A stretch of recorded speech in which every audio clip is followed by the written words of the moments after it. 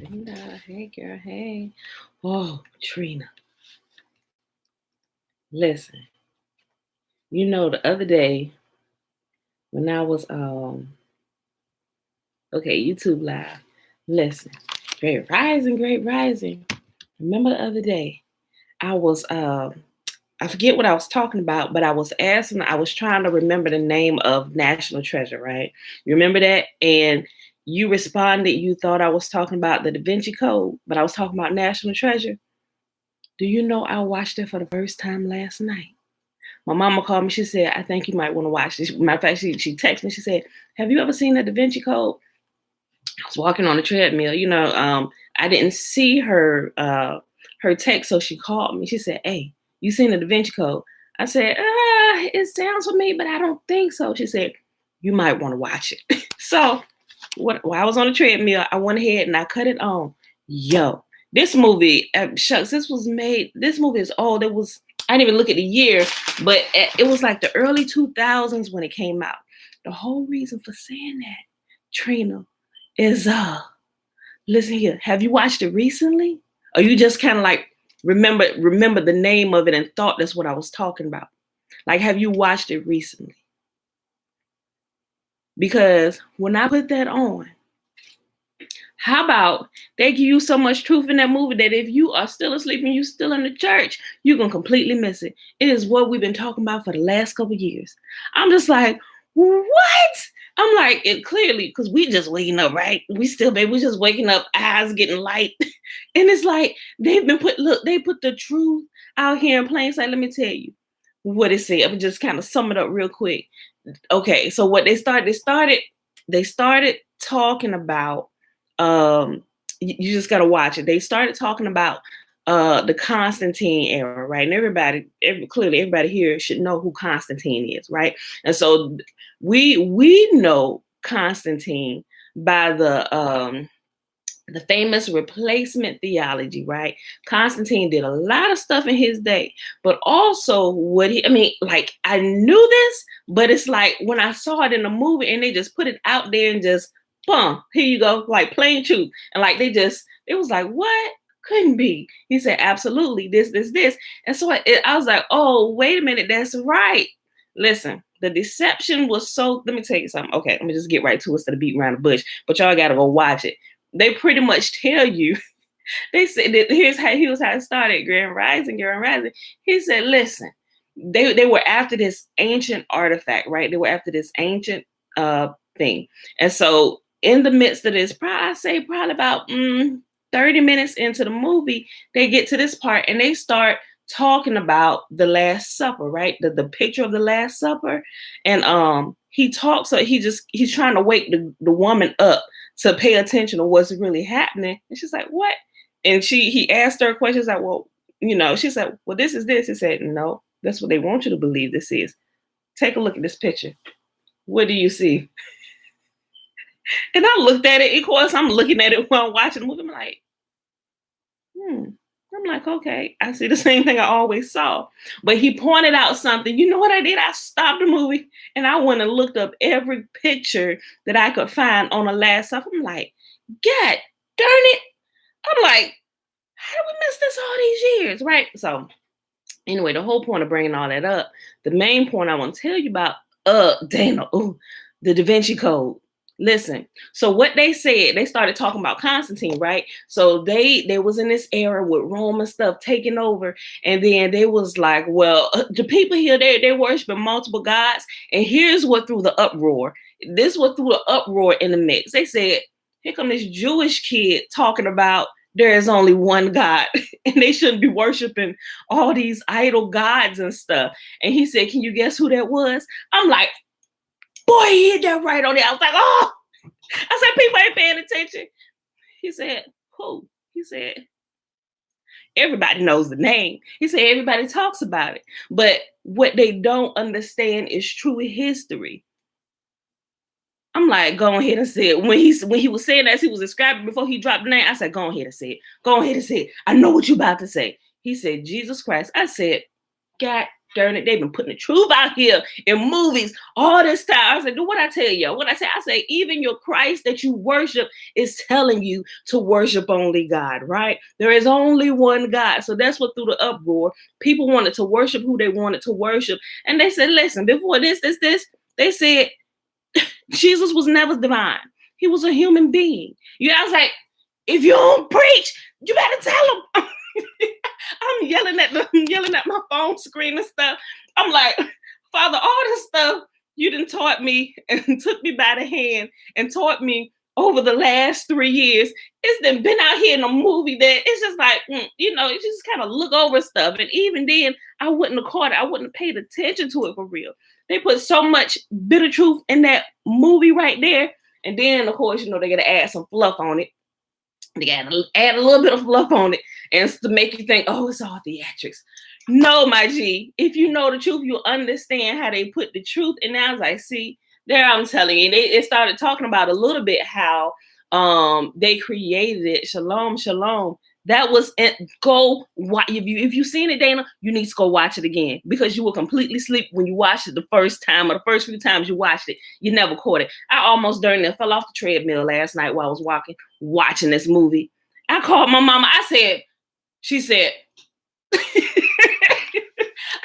was like, oh my gosh, I'm gonna watch it again today. I'm like, wait a minute. Look, it opens up showing you, because it's Tom Hanks in it now.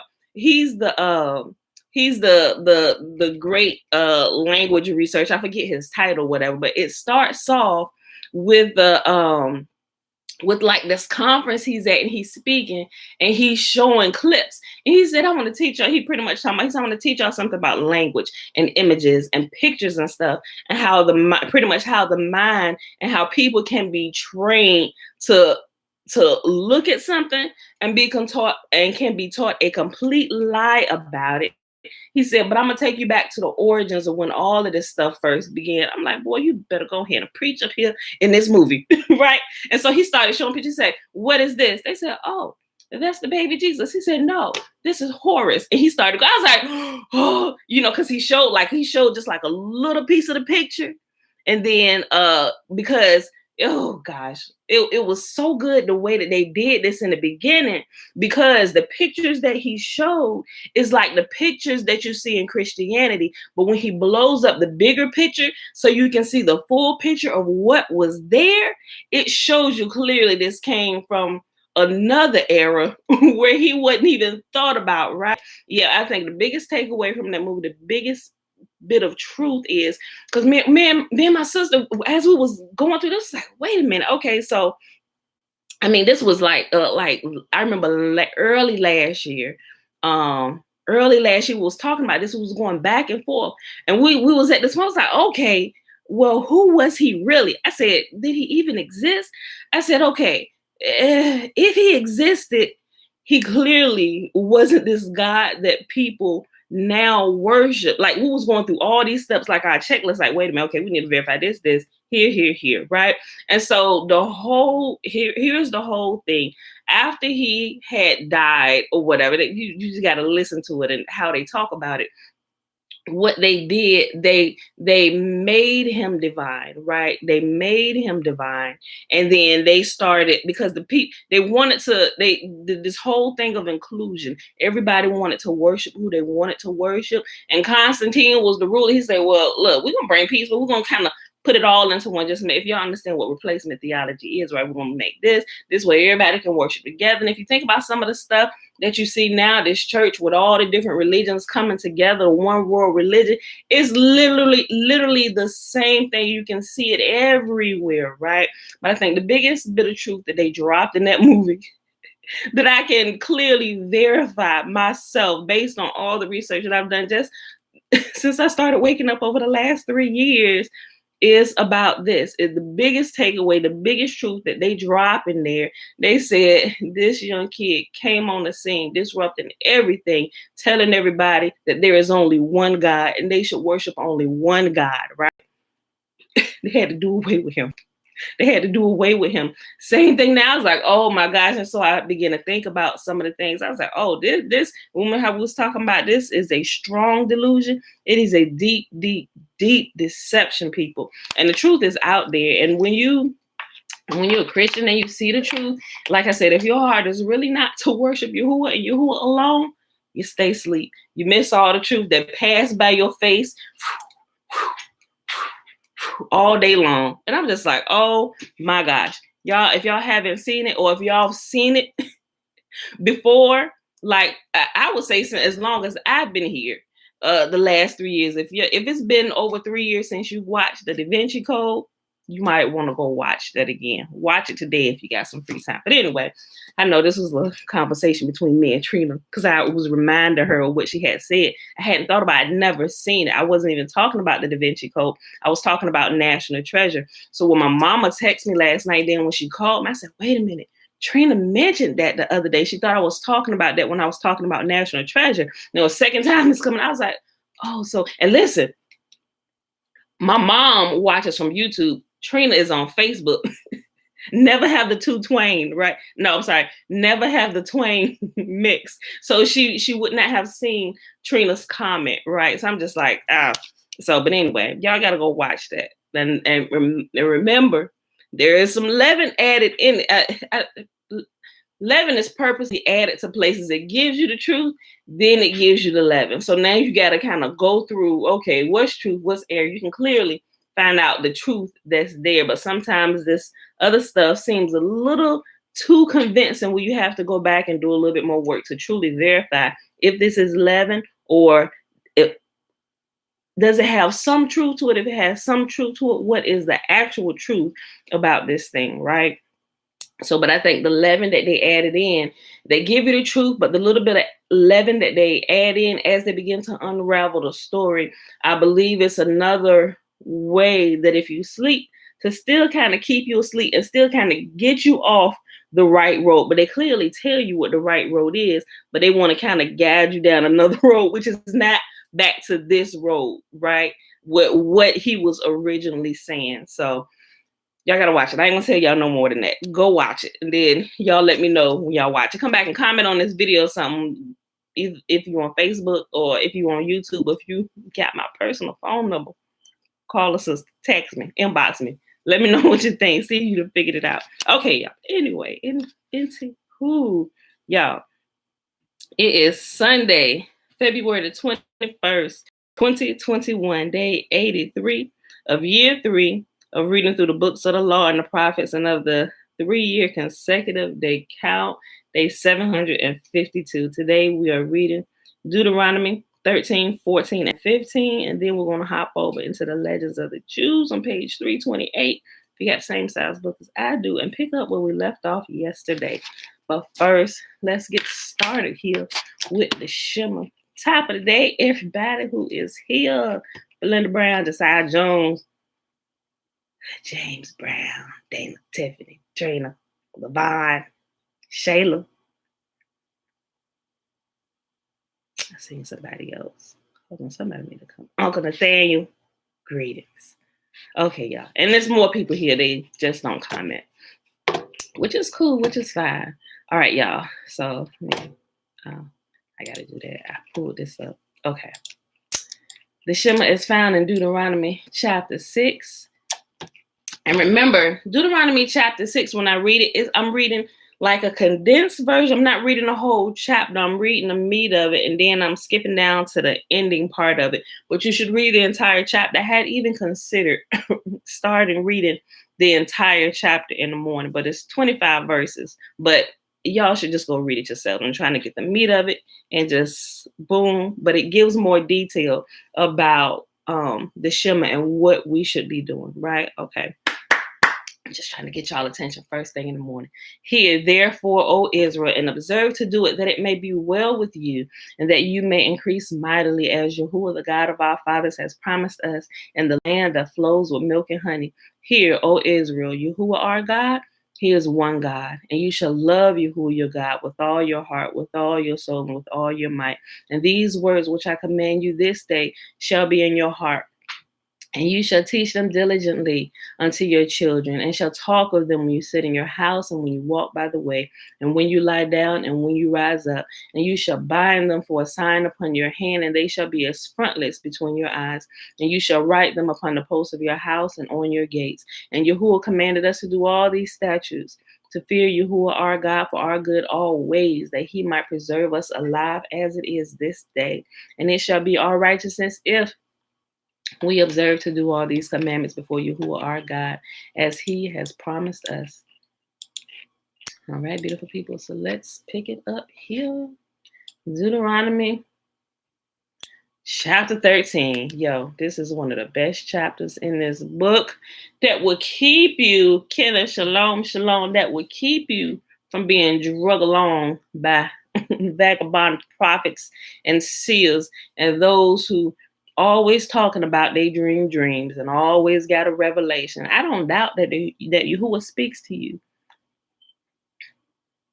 Oh, Trina, yes, please do. Send it to me. Okay.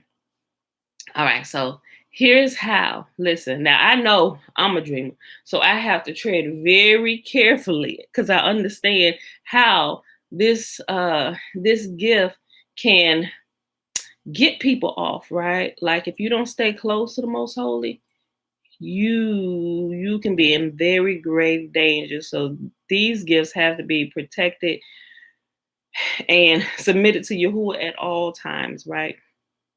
Okay, listen. It's a warning against idolatry. Suppose there are prophets among you, or those who dream dreams about the future, and they promise you signs or miracles, and they predicted signs or miracles will occur. If they then say, "Come, let us worship other gods," gods you have not known before, do not listen to them. Matter of fact, here's another test where we can slap on to the New Testament, or where we can take with us when we go walk through it to kind of weed out the leaven that has been added into the loaf. And not just Deuteronomy 13, but also Deuteronomy 18. It's a test. And even when we hear people talking to us, it would behoove us to go against the true sounding board, which is Yahuwah himself. Listen. Suppose there, I'm gonna start it over. I was only on at the end of verse 2. Suppose there are prophets among you, or those who dream dreams about the future, and they promise you signs or miracles, and they predicted signs or miracles will occur. If they then say, "Come, let us worship other gods," gods you have not known before, do not listen to them. Yahuwah, your God, is testing you to see if you truly love him with all your heart and with all your soul. So, what is that telling us? That he will allow prophets and dreamers to speak and to dream things simply to test you, to see if you want to obey what he said or this great deception that's coming out the lives of prophets and dreamers, right? Listen, if what the prophets and the dreamers are saying are not lining up with what Yahuwah himself has said, you might be in a bit of trouble if you take that advice and you operate on that advice. So that's why I'm very careful. I don't tell y'all a lot of my dreams. There's no point in doing that because a lot of them, they aren't for you, right? Some of them they're personal, and then some of them I get that are for like the nation, but it's like, how am I gonna get that out to them? But I have to, all of them, run them against the sounding board of what Yahuwah has said, and I take them and I go through the scripture. Okay, what is this? Is this for now? Should I say this, that? Yeah. Listen. If they then say, "Come, let us worship other gods," gods you have not known before, do not listen to them. Yahuwah your God is testing you to see if you truly love him with all your heart and with all your soul. Serve only Yahuwah your God and fear him alone. Obey his commands, listen to his voice, and cling to him. The false prophets or visionaries who try to lead you astray must be put to death, for they encourage rebellion against Yahuwah your God, who redeemed you from slavery and brought you out of the land of Egypt. Since they try to lead you away from Yahuwah your God Oh, I left out a word. Since they tried to lead you astray from the way Yahuwah your God commanded you to live, you must put them to death. In this way, you will purge the evil from among you. Now, we know clearly in today's world, we can't just go out here murdering people that is leading us astray, because we ourselves gonna go to jail. So we have to wait for the Most Holy to root them out of this place, right? Listen, suppose someone secretly entices you, even your brother, your son or daughter, your beloved wife, or your closest friend, and says, let us go worship other gods, gods that neither you nor your ancestors have known. Here's a good indication of who we should and should not be worshiping: our ancestors, Abraham, Isaac, and Jacob. Who did they worship? Was they calling on multiple names? Were they worshiping multiple gods? In the Bible, as we read, who did they only talk to? Who did they only worship? Who did they only teach their children to worship? These are the right questions.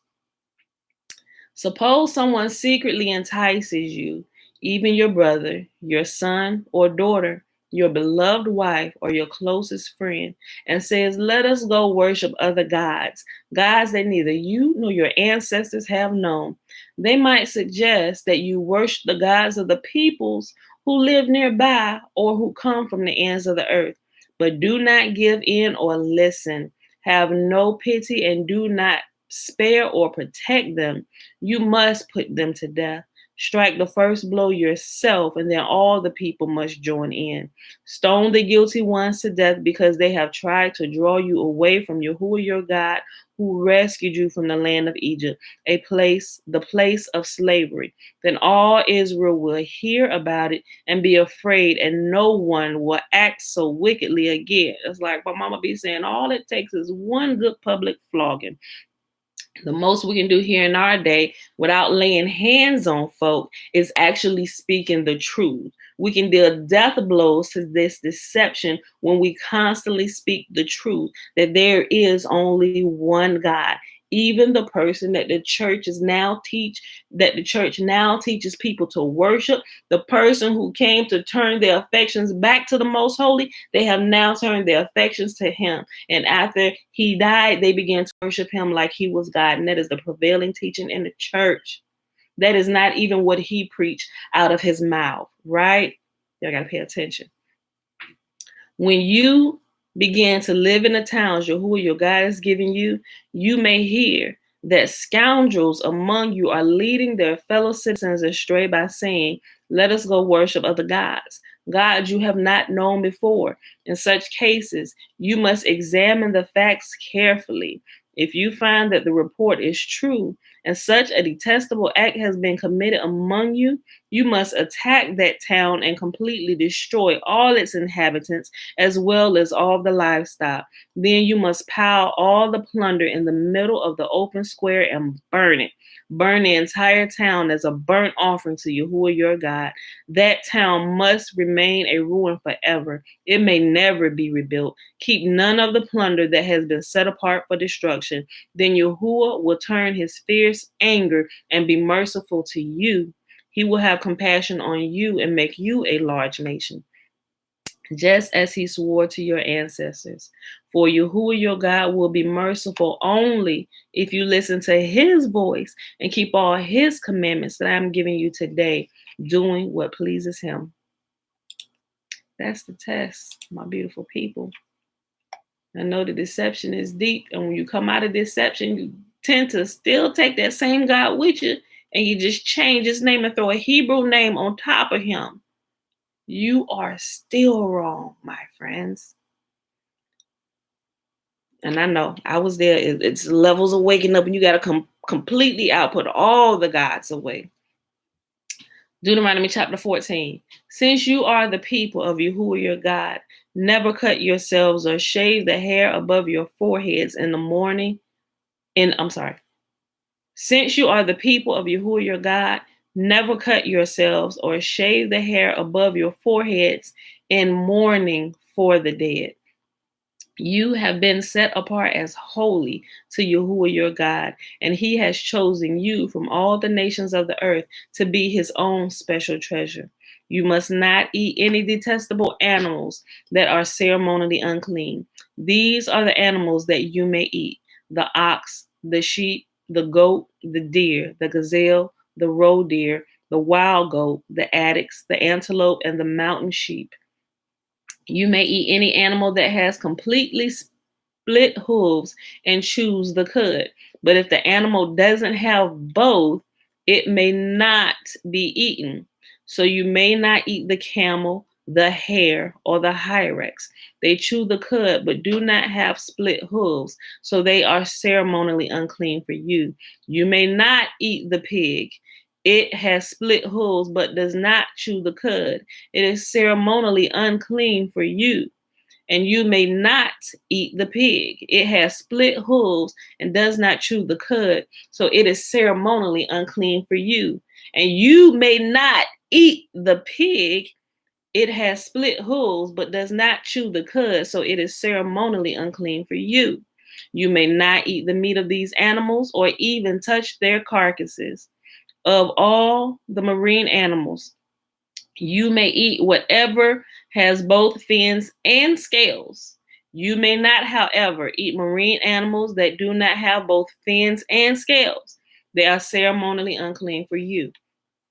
You may eat any bird that is ceremonially clean.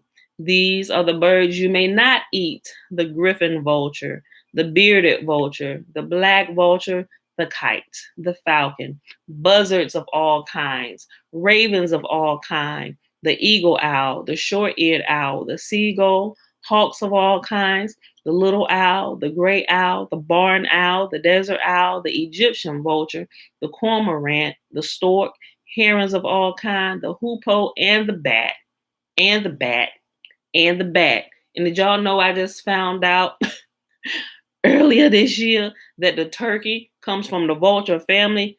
Blech. Oh my gosh. Oh, all winged insects that walk along the ground are ceremonially unclean for you, and you may not be eaten. But you may eat any winged bird or insect that is ceremonially clean. You must not eat anything that has died a natural death. You may give it to a foreigner living in your town, or you may sell it to a stranger, but do not eat it yourselves, for you are set apart as holy to Yahuwah your God. You must not cook a young goat in its mother's milk.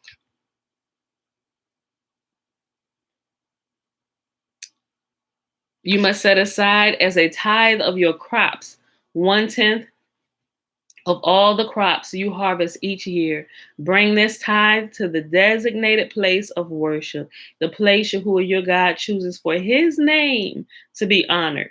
Eat it there in his presence. This applies to your tithes of grain, new wine, olive oil, and the firstborn males of your flocks and herds.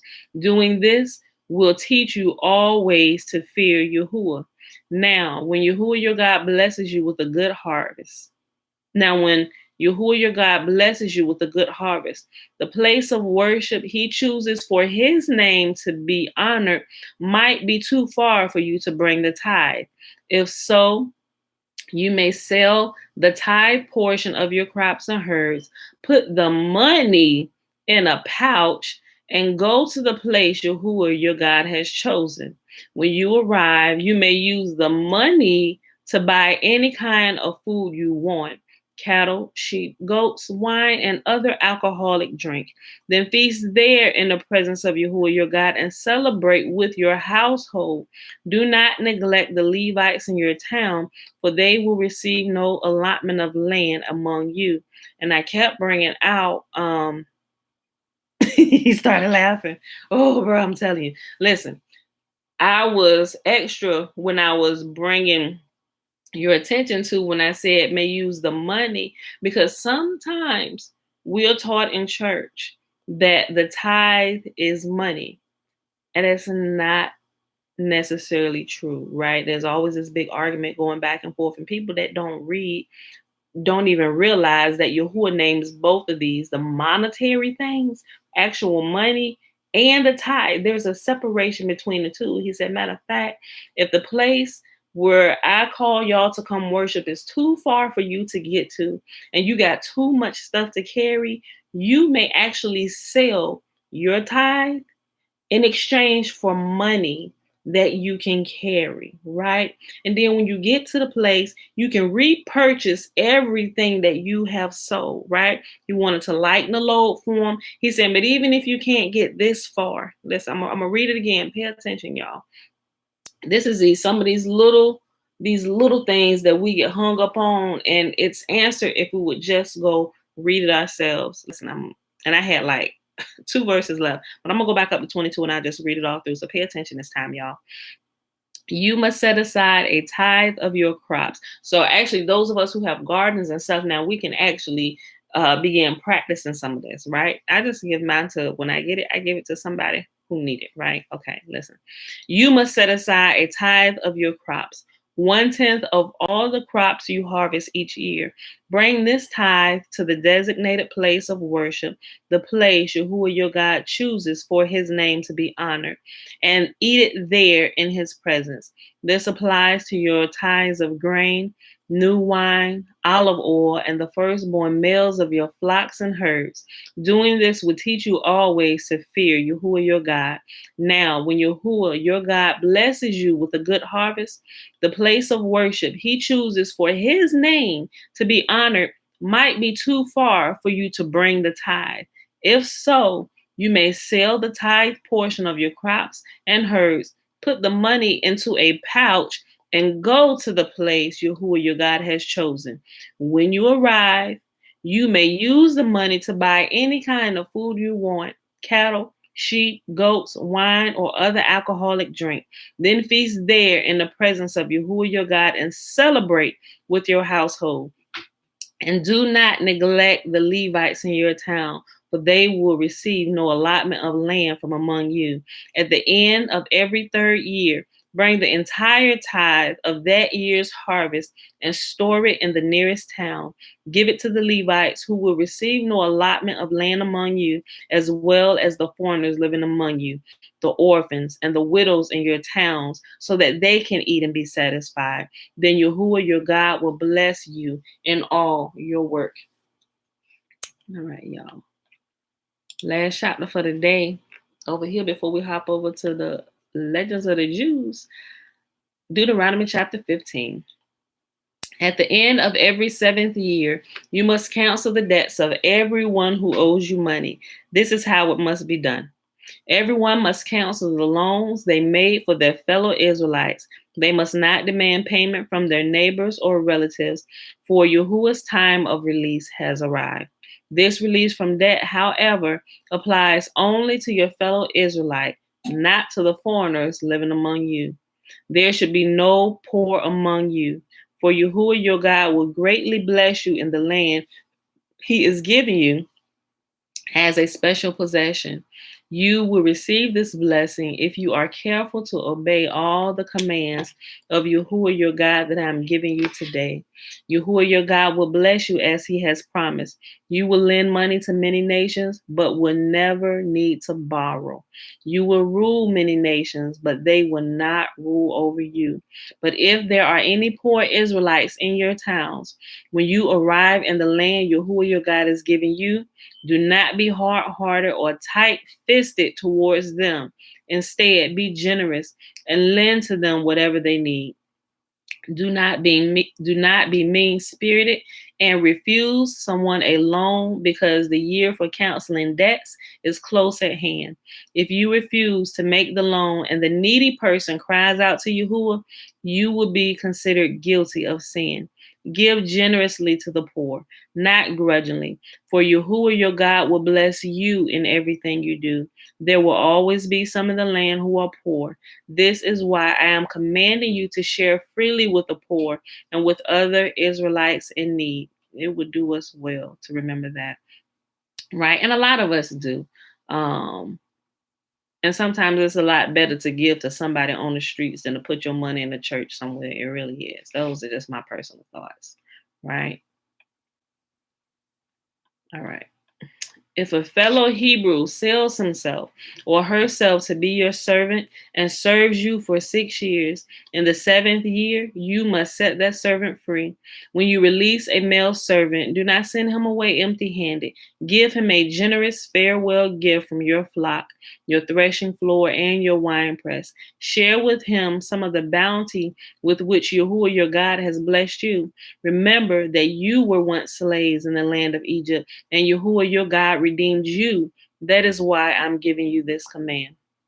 But suppose your servant says, I will not leave you, because he loves you and your family, and he has done well with you.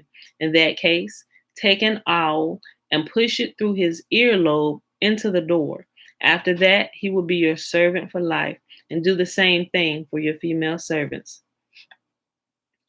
He said, go ahead and pierce his ear.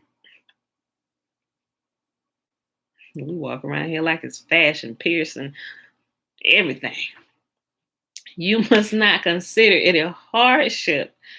Oh my gosh, I just had like a whole revelation right there. Maybe want to snatch my earrings out. Oh, Father in heaven, listen. Wow. Okay.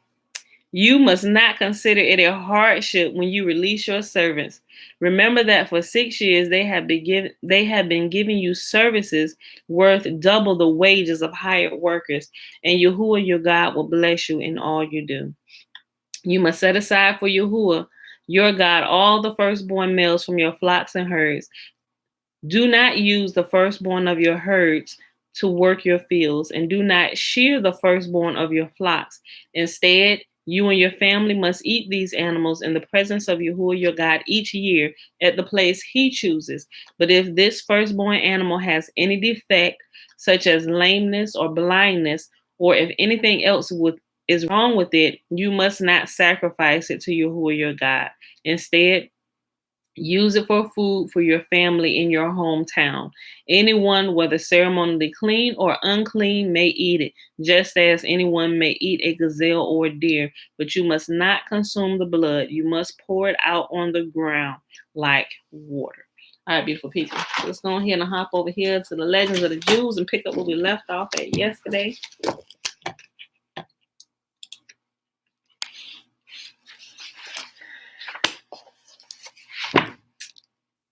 Page 3. Ooh, we about to get into the rebellion of Korah. Oh my gosh, y'all, this is so good. Remember, I was telling y'all about this before. Okay, this is the last little section before we get over there. We start in chapter 5. Oh, if y'all ain't listened to the rebellion of Korah, I'm so glad we're coming upon this section. Okay, this last little section here in chapter 4. The years of this favor. Page 328, if you have the same book I do.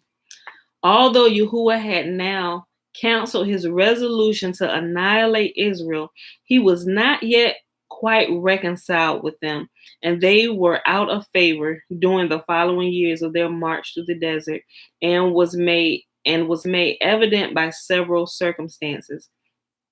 During these years of disfavor, the north wind did not blow, with the result that the boys who were born in the desert could not be circumcised, as the absence of the wind produced an excessively high temperature, a condition that made it very dangerous for the young boys to have this operation performed upon them. As the law, however, prohibits the offering of the Passover lamb unless the boys have been circumcised, Israel could not properly observe the feast of Passover. I'm sorry, I'm tongue-tied already. Listen. Okay. As the law, however, prohibits the offering of the Passover lamb unless the boys have been circumcised, Israel could not properly observe the feast of Passover after the incident of the spies. Moses also felt the effects of the disfavor, for during this time he received from Yahuwah none but the absolute essential directions and no other revelations. This was because Moses, like all other prophets, received this distinction only for the sake of Israel.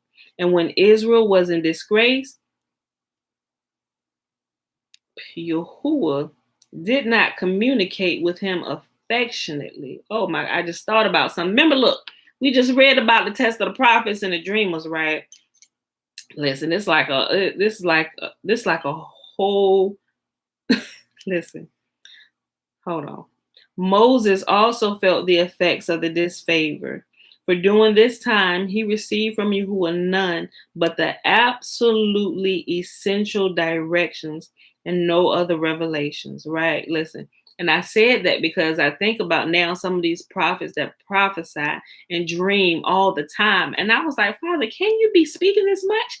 You don't speak to me this much. I'm like, they got a word like every day. They got a dream like every day. And although I think I dream a lot, I don't dream like every day. Like they uploading videos every single day with dreams and stuff, right? Remember, we're still in the land of our captivity. And what is the absolute essentials for us right at this time? It said when we go astray, we won't get nothing but the absolute essentials. What you supposed to do? Repent and turn back to Yah. That it literally will be our own. Repent, turn back to Yah, worship him only, right? And as we begin to do that, other things will begin to come to us. Listen, I'm going to keep on reading. Moses also felt the effects of disfavor. For during this time, he received from Yahuwah none but the absolutely essential directions and no other revelations. This was because Moses, like all other prophets, received this distinction only for the sake of Israel. And when Israel was in disgrace, Yahuwah did not communicate with him affectionately.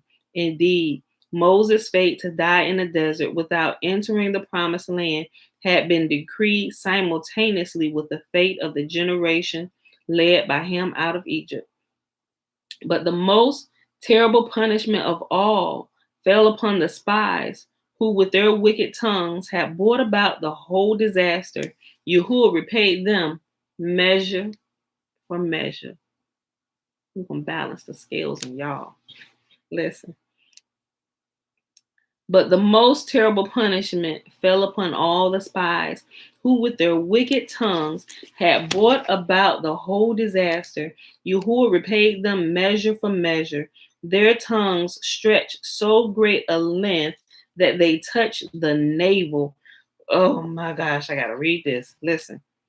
Their tongues stretched so great a length that they touched the navel, and worms crawled out of their tongues and pierced the navel. In this horrible fashion did these men die. Oh, they used that tongue, so that tongue had to bear the burden of its sin, measure for measure. Joshua and Caleb, however, who had remained true to Yahuwah, had not followed the wicked counsel of their colleagues, were not only exempted from death, but were furthermore rewarded by Yahuwah by receiving in the Holy Land the property that had been allotted to the other spies. Caleb was 40 years of age at the time when he was sent out as a spy. He had married early, and at the age of 10 begot a son. Still, at the age of 85, he was sturdy enough to enjoy his possession in the Holy Land. Yahuwah's mercy is also extended to sinners. Hence, he bade Moses to say to the people, the Amalekites and the Canaanites are now dwelling in the valley. Tomorrow, turn you and get you into the wilderness by the way of the Red Sea.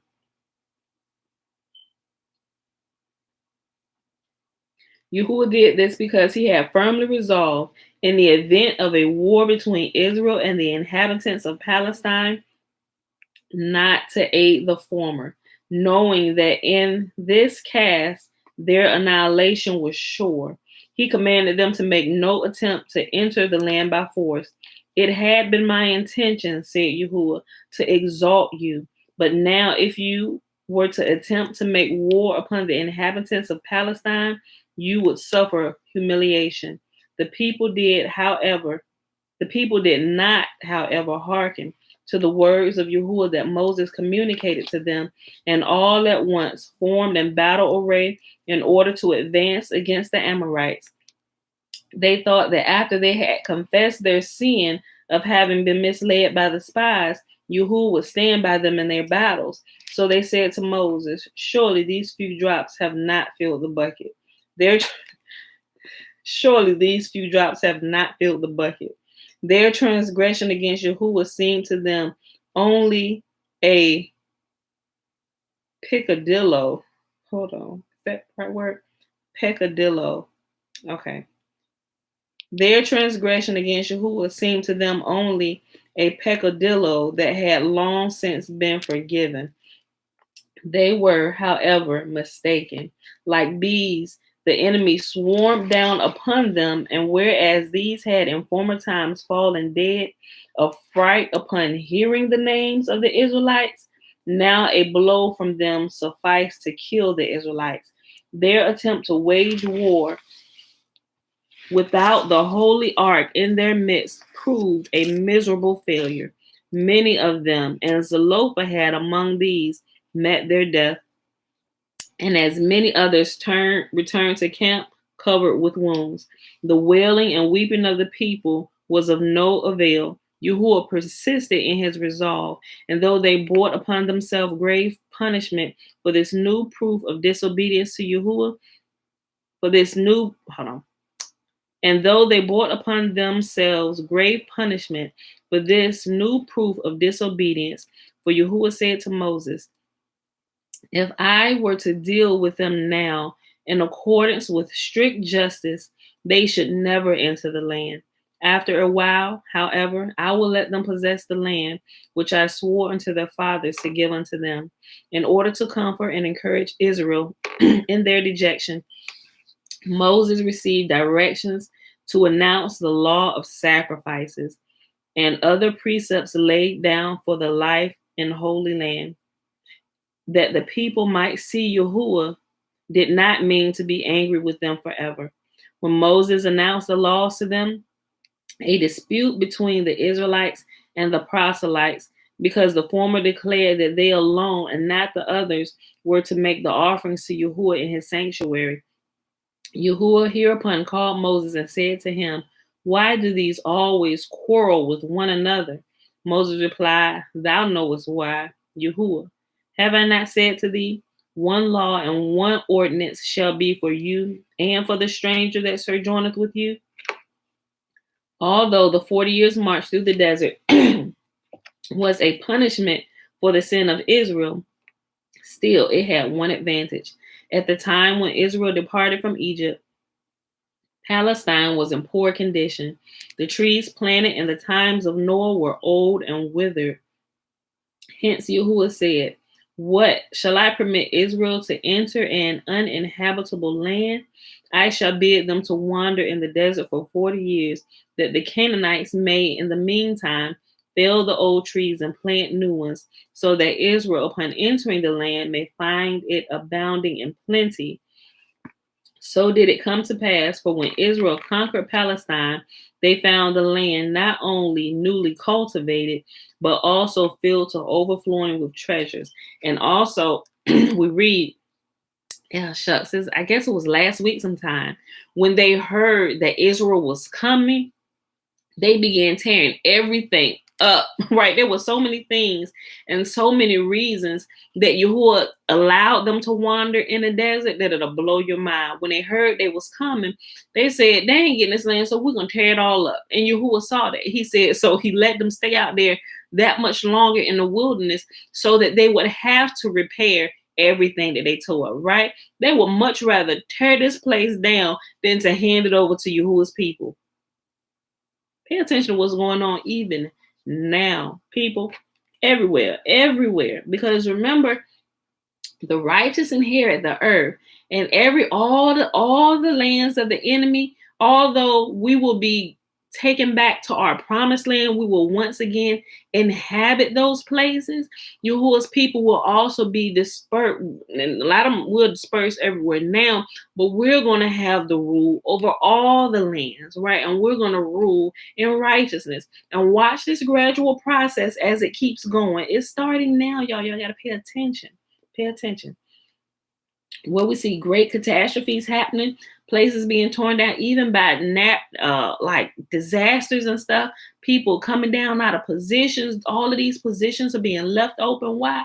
So the righteous can move right on in and take these seats, right? Even businesses and stuff. A lot of things are being shut down. Yahuwah's people are getting businesses and grabbing things for pennies on a dollar. People giving up places trying to flee here. It's going to be another market crash, but it's going to be a great time of freedom for Yahuwah's people. Grab it all up. We're going to get everything. What happened? Egypt was about to be destroyed. It's the same thing. Everything, like, give us all your stuff. We taking all your stuff. They couldn't use it. Great catastrophe was coming upon them. They were scared for their life. They only wanted to live. Well, y'all fearing for your life, and we got the celestial light guiding and guarding us. Give me your stuff, G. We ain't got that. We saw it when it was dark. Yahuwah let us see in your house. It's hidden right there in your kitchen in that third cabinet from the left. No, not that one. The side that the wall is painted, that the accent wall, the blue accent wall to the left in that cabinet, third shelf behind that pot. And they like,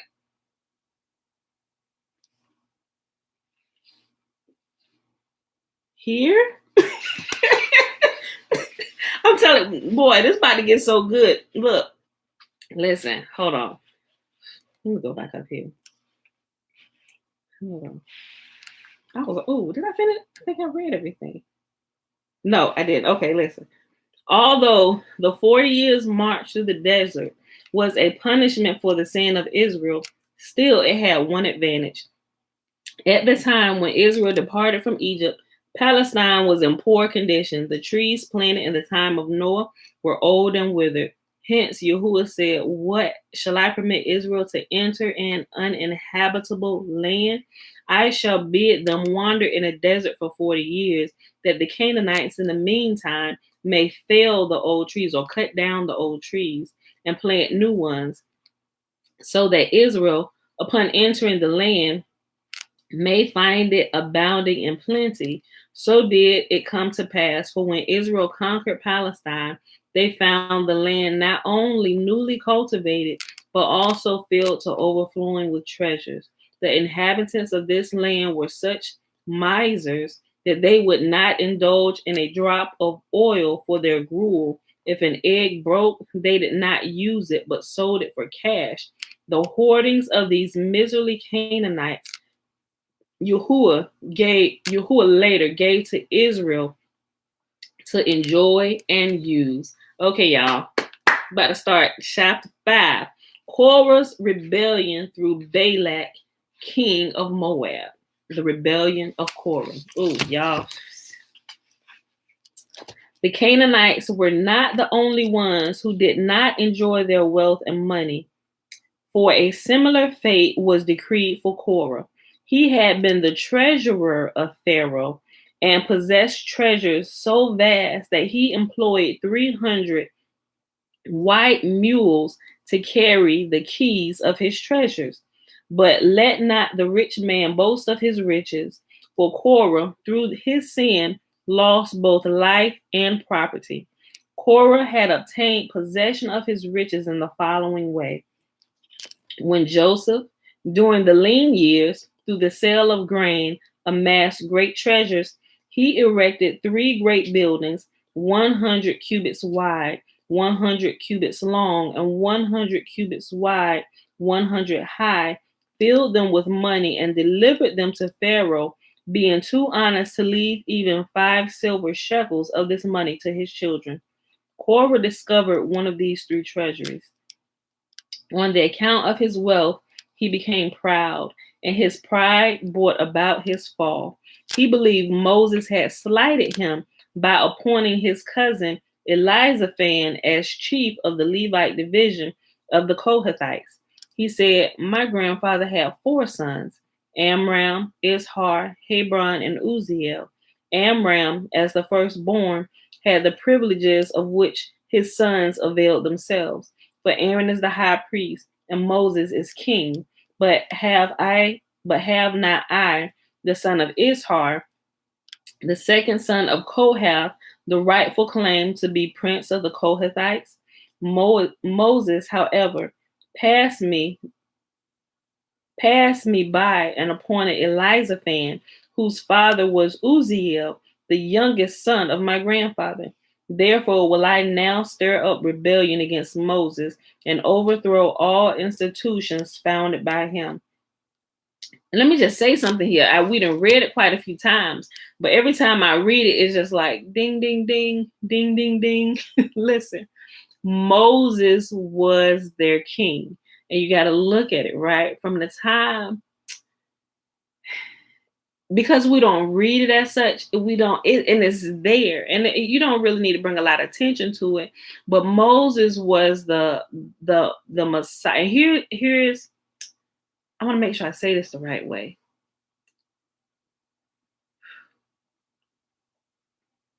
You got to understand the job description and the duties of those who are called the Messiah of Yahuwah's people, or the deliverer of Yahuwah's people, or the human person in place as Yahuwah's representative to lead his people out. Yahuwah is the Messiah of his people, right? He is the Messiah. He then chooses a person out of the generation that he is going to lead out of captivity. He's going to talk to them, fill them with his wisdom and power, all kinds of stuff. And it's not just boom, we drop it on you, but it's a progression of their entire life, right? And so he thoroughly trains them to take this position, right? Yahuwah doesn't drop any kind of novice into any kind of position to lead people, right? If we understand this about Yahuwah, and we can see it all the way through the scripture, how Yahuwah works, right? How he deals with us. We will see that he still operates in the same fashion, right? So Moses was in fact their king. And if we go read in the book of Jasher, we'll also see that when Moses fled from Egypt after he had killed the Egyptian, Moses was king. I think we actually read that part before we jumped over here to the Legends of the Jews, but all before he went back, he was the king. He was a king in Africa, right? And he ruled. And he ruled very well. And the people loved him. He ruled well. So Yahuwah trained him. He raised him up in the family of the people who he was later going to destroy, taught them all their ways, all the tricks and the trades. Moses knew all she had in places, right? I know it's bad, but only family, a couple people in my family may get that. She and none of she hiding places. But anyway, Moses knew all they hiding places, everything, because he was trained by them. And then Yahuwah took him, he separated him, and he trained him again on much higher levels. And all of his training he brought together. And thus Yahuwah himself, although Israel and the whole point of saying this, although Israel always cried out for a king, Yahuwah had already given them a king, so to speak. But this human king should have always been fully submitted to him, where it's Yahuwah that's calling the shots. And he's pretty much just relaying the orders to the people, right? Because remember, at first he didn't want to do that. He wanted himself to give the orders to everybody, but they kind of killed that when he spoke to them, and they flew back 12 miles. Like, listen here, Moses, you go talk to him, and then you come back and you tell us what he said. That's where the whole king thing began, right? And Yahuwah began to set in place, right? He said, okay, you can choose a king, but only choose the king that I set apart, right? So Moses was indeed the king of Israel during this time, right? Okay, so I just want to bring it out. Nothing really big, but just kind of pay attention to it, right? And you can see it all through the scriptures with the different deliverers or messiahs. Even think about Nehemiah, all the different ages, right? But you have to also look at what they did. They actually did something. They didn't just show up and say, boom, I'm king, don't do anything, don't lead anybody back, don't do you. How was you a king again? You gonna come back and then you gonna that ain't the way you will operate, but okay. Listen. Moses, however, passed by me and appointed Elizaphan, whose father was Uzziel, the youngest son of my grandfather. Therefore, I will now stir up rebellion against Moses and overthrow all institutions founded by him. Korah was far too wise a man to believe that Yahuwah would permit success to a rebellion against Moses and stand by indifferently, but the very insight that enabled him to look into the future became his doom. He saw with his prophetic eye that Samuel, a man as great as both Aaron and Moses together, would be one of his descendants. And furthermore, that 24 descendants of his, inspired by the Holy Spirit, would compose psalms and sing them in the temple. This brilliant future of his descendants inspired him with great confidence in his undertaking. For he thought to himself that Yahuwah would not permit the father of such pious men to perish. His eye did not, however, look sharply enough into the future, or else he would have known that his sons would repent of the rebellion against Moses, and for this reason would be worthy of becoming the fathers of prophets and temple singers, whereas he was to perish in this rebellion. Oh my gosh, that Yahuwah will open our eyes again. That's that celestial light where they literally can see into the future. Not just know, you can see clearly into the future. Adam saw all it keeps telling us. Adam saw all the generations and all its leaders and all its prophets and all the expounders of the Torah and all its scribes and all the common people and all the lowly people and all the rich. He saw all of them. He saw all the way up to the day of redemption, the few days of redemption, even up to the judgment day. He saw it all. Moses saw it all. Abraham saw it all. That's how they could say, they could tell them, they could bless them, right? And when Yahuwah opened the eyes of their offspring, they could begin to see. Like we get, because we're in the land of our captivity, like I said, we just get little glimpses of this. And the prophetic insight that we get is nothing compared to what they could see. Like that gift has not been dropped on us fully yet. Like seriously, it has not. Okay, listen. Okay, hold on. His eye did not, however, look sharply enough into the future, or else he would have known that his sons would repent of the rebellion against Moses and would for this reason be deemed worthy of becoming the fathers of prophets and temple singers, whereas he was to perish in this rebellion. The names of this unfortunate rebel corresponded to his deed and to his end. He was called Korah, baldness, for through the death of his horde, he caused a baldness in Israel.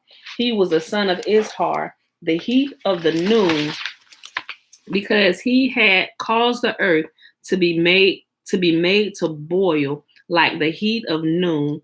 And furthermore, he was designated as the son of Kohath, for Kohath signifies bluntness, and through his sin, he made his children's teeth to be set on edge. His description as the son of Levi, conduct, points to this end, for he was conducted to hell.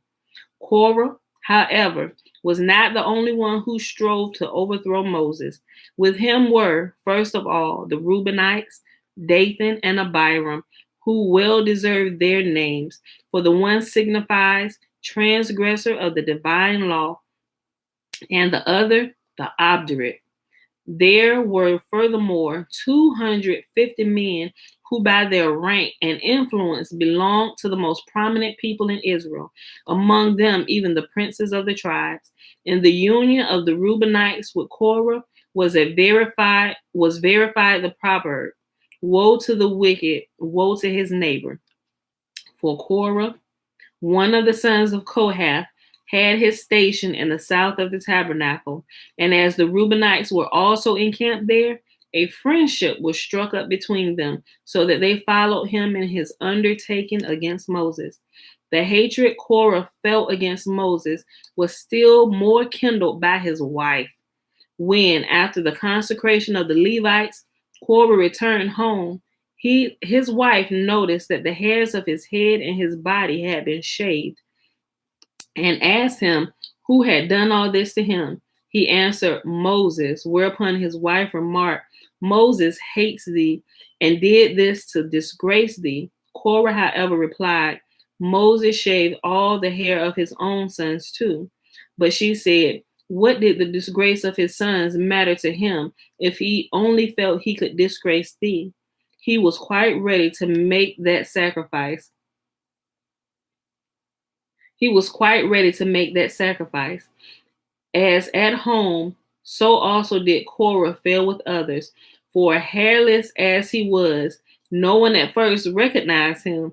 And when the people at last discovered who was before them, they asked him in astonishment who had so disfigured him. That's like you see a man all this time with a beard and he going to shave himself like, who is you? You better get out of here. You turn to a whole different person like, wait, oh, Korah, that's you. Ooh, what happened to you? As at home, so also did Korah fare with others. For as hairless as he was, no one at first recognized him.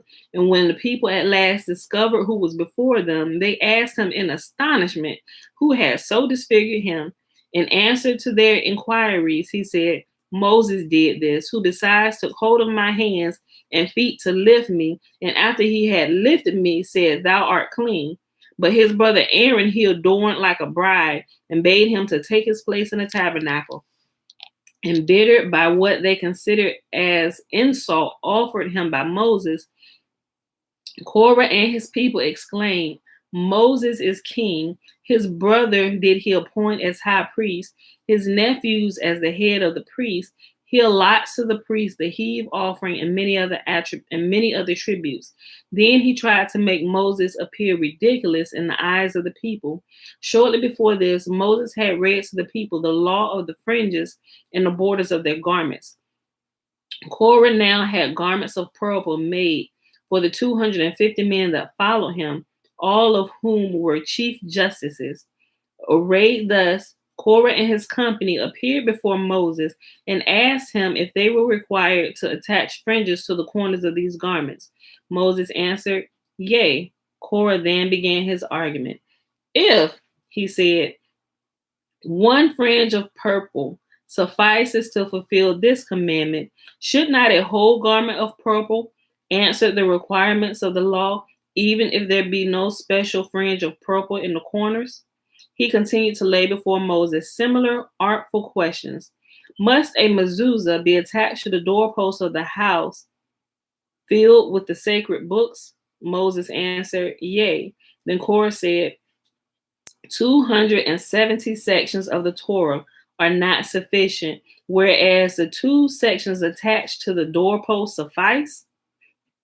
Korah put still another question. If upon a man's skin there show a bright spot the size of half a bean, is he clean or unclean? Moses, unclean. And Korah continued, if the spot spread and cover all the skin of him, is he clean or unclean? Moses, clean. Laws so irrational, said Korah, cannot possibly trace their origin from Yahuwah.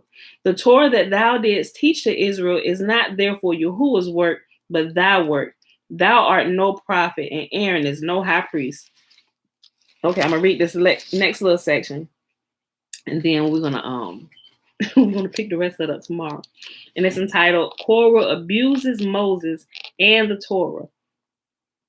Then Korah betook himself to the people to incite them to rebellion against Moses, and particularly against the tributes to the priests imposed upon the people by him, that the people might now be in a position to form a proper conception of the oppressive burden to these tasks.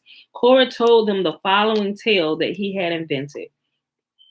There lived in my vicinity a widow with 2 daughters, who owned for their support a field whose yield was just sufficient for them to keep body and soul together.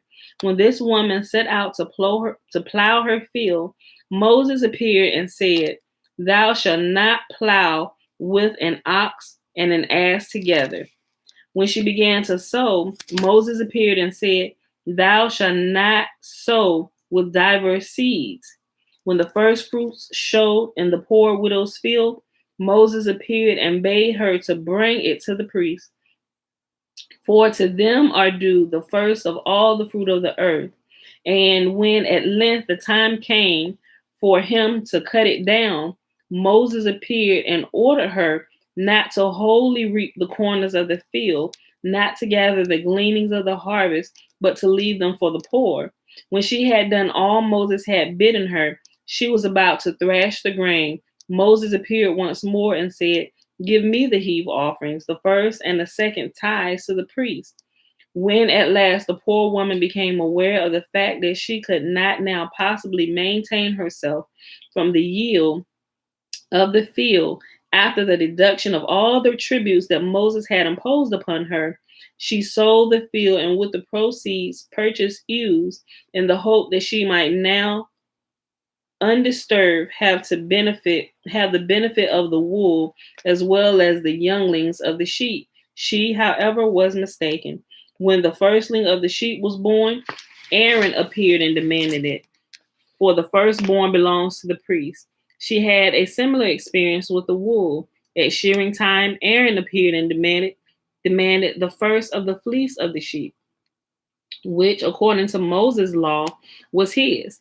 But not content with this, he reappeared later and demanded one sheep out of every 10 as a tithe, to which again, according to the law, he had a claim. Now I can see how he got these people pissed off, right? According to his story. Listen.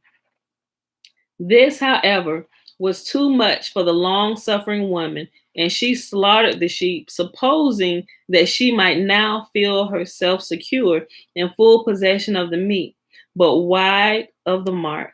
Aaron appeared, and basing his claim on the Torah, demanded the shoulder, the 2 cheeks, and the maw. Alas, exclaimed the woman, the slaughtering of the sheep did not deliver me out of thy hands. Let the meat then be consecrated to the sanctuary. Aaron said, Everything devoted in Israel is mine. It shall then be all mine. He departed, taking with him the meat of the sheep, and leaving behind him the widow and her daughters weeping bitterly. Such men, said Korah, concluding his tale, Moses and Aaron, who passed their cruel measures as divine laws. Pricked on by speeches such as these, Korah's herd appeared before Moses and Aaron, saying, excuse me, hold on, y'all. I'm almost done. I got a few more sentences. Okay. He departed, taking with him the meat of the sheep, and leaving behind him the widow and her daughters weeping bitterly. Such men, said Korah, concluding his tale, are Moses and Aaron, who passed their cruelty measures as divine laws. Pricked on by speeches such as these, Korah's herd appeared before Moses and Aaron, saying, Heavier is the burden that ye lay upon us than that of the Egyptians. And moreover, as since the incident of the spies, we are forced to annually offer as a tribute to death 15,000 men. It would have been better for us had we stayed in Egypt. They also reproached Moses and Aaron with an unjustified love of power, saying, Upon Sinai, all of Israel heard the words of Yahuwah, I am thy Lord. When therefore then lift ye up yourselves above the congregation of Yahuwah, they knew no bounds in their attacks upon Moses. They accused him of leading an immoral life and even warned their wives to keep far from him. They did not, moreover, stop short at words, but tried to stone Moses. When at last he sought protection from Yahuwah and called to him for assistance, he said, I do not care if they insult me or Aaron, but I insist that the insult of the Torah be avenged. If these men die the common death of all men, I shall myself become a disbeliever and declare the Torah was not given by Yahuwah. Okay, so we're going to stop here. And it's about to start talking about how this death that they died is going to be so unnatural. It's going to blow your mind, right? So we're going to pick that up tomorrow. Listen. Yeah, we're going to pick that up tomorrow. Listen, I'll read this last one again. He said, They did not, moreover, stop short at words, but tried to stone Moses. When at last he sought protection from Yahuwah and called to him for assistance, he said, I do not care if they insult me or Aaron, but I insist that the insult of the Torah be avenged. If these men die the common death of all men, I shall myself become a disbeliever and declare the Torah was not given by Yahuwah. So they should have known something was about to come for them, right? All right, beautiful people. So that was our reading for today. We read Deuteronomy 13, 14, and 15. And we read the Legends of the Jews, page 328, all the way to page 331. Read ahead if you want to. I would encourage you to read ahead, right? That way you might have some questions or something. We can chit-chat afterwards. So with that being said, let's go ahead and do the blessing for today. Remember, y'all, if y'all probably missed at the beginning when I was talking about the movie, the Vinci Code. Go back to the beginning when this is over and listen to what I say about that. Then y'all should go watch it. Go watch it if you get a chance. Okay. The blessing is found in Numbers chapter 6, verses 22. Oh, I keep clicking off of it. Oh, okay. Okay. I'm sorry. I kept clicking on the wrong thing at the top. That's why. Okay. The blessing is found in Numbers chapter 6, verses 22 through 27. And remember the Nazarite vows, the first 21 verses. And Yahuwah spake unto Moses, saying, Speak unto Aaron and unto his sons, saying, On this wise ye shall bless the children of Israel, saying unto them, May Yahuwah bless us and keep us. May Yahuwah make his face to shine upon us and be gracious unto us. May Yahuwah lift up his countenance upon us and give us his peace. And they shall put my name upon the children of Israel, and I will bless them. Okay. Answer the questions. What version of the Bible are you reading from? The NLT, the New Living Translation. Somebody asked me that yesterday, so they're watching the video. But I'm reading from the New Living Translation, and wherever I see the generic term of Yahuwah, the generic term of God or Lord, I replace it with Yahuwah's name. So some people are like, well, what Bible is got? No. I just understand that they're generic terms. Like if you read the beginning of your Bible in the preface and the introduction, it tells you that they remove the name of Yahuwah and put a general term there. So I undid what they did. So when we hear it, you can hear it with Yahuwah's name. Please say more about your turkey comment. Turkey is unclean. That's it. We should be eating it because it's a vulture. That was it. If that's what you're asking. I know the world has said, oh, you switching over from this, go to turkey. No, they're taking you from bad to worse. Especially if you Israel. If you Israel eating turkey, you are wrong, my friend. Stop eating it. Like when I was still eating meat, I figured, well, I didn't figure that out before I stopped eating meat because I was trying to wean myself down. I stopped eating like the harsh meats. Like I first stopped eating pork. Then I stopped eating, I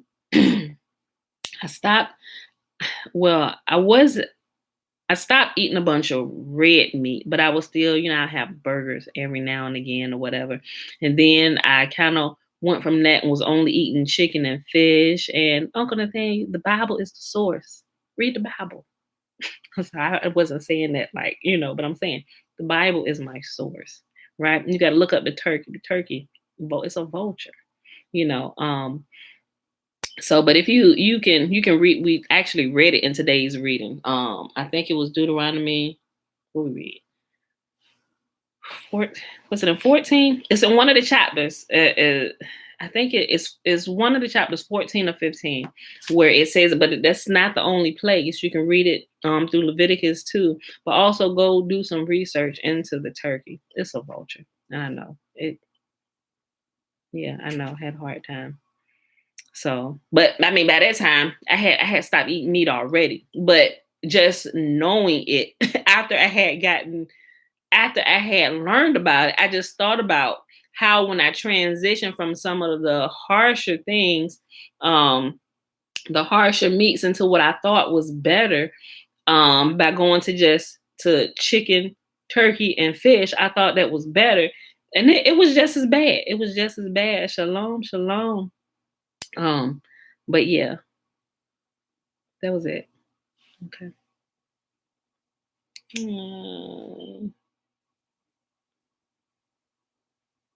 Okay, Trina, don't forget to send me that.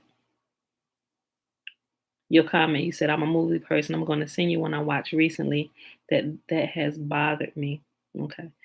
And that comment was just like I said, if you missed the beginning when I was talking about the Da Vinci Code and the truth that's in that, gosh, I have to go watch it. When we stop this and we about to end this, go back and watch the beginning of this. Like before I started doing anything, Trina popped on and it triggered the movie, and I started talking about that literally right when the video comes on. We talked about that for like the first few minutes, but go watch that, y'all. Go watch that. And if you've seen it already, oh yeah, I've seen it.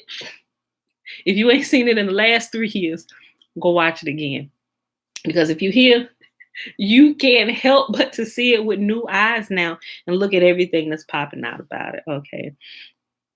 Oh, hey, okay. You say you just thought about me, came to mind. Yeah, we about to go, sis. We about to roll out because we're at the end of the video. But hey, it's recorded. As soon as it stops, go back and watch it again. All right, beautiful people. That's it. We done the blessing. We did the reading. We did the shimmer. So we about to get out of here. And my kids is not woke yet. They still sleep. Probably because they stayed up all last night. Oh, blessed be the most holy. So I'm enjoying some of this quiet time where everybody in the house still sleep. It would seem to be. Except for my husband. My husband woke. I'm about to get out of here. Bruce, love y'all. I see y'all in the morning. 7, it's Monday, 7:15 a.m. Eastern Standard Time. Bruce.